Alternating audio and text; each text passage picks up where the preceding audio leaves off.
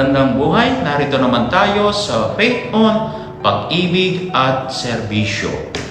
Sa bawat tungkulin, may pusong naghahangad ding mahalin. Love one another with mutual affection. Anticipate one another in showing honor.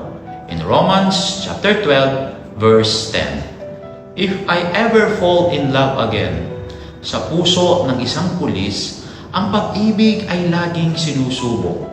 Ang oras ay hindi palaging sa iyo dahil madalas ay inuuna ang tungkulin kaysa sa sarili o ang pamilya. Ang bawat misyon ay may kasamang panganib at ang bawat pamamaalam ay walang kasiguraduhan na muling pagbabalik. Ngunit dito nahuhubog ang tunay na kahulugan ng pag-ibig at serbisyo. Ang isang pusong nagmamahal ay natututo rin magsakripisyo para sa bayan at para rin sa minamahal.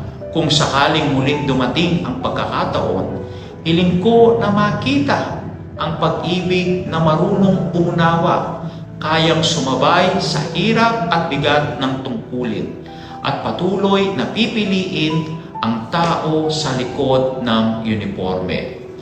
If I ever fall in love again, may it be with someone who sees the uniform, yet still chooses the human within.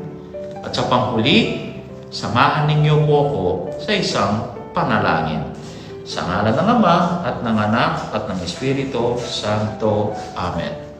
Panginoon, patnubayan mo po ang aming mga kapulisan sa kanilang paglilingkod at sa kanilang pag-ibig. Bigyan mo sila ng lakas sa laban, kapanghinaan sa puso at mga taong marunong magmahal ng totoo. Amen. Sa ngalan ng Ama at ng Anak at ng Espiritu Santo. Amen.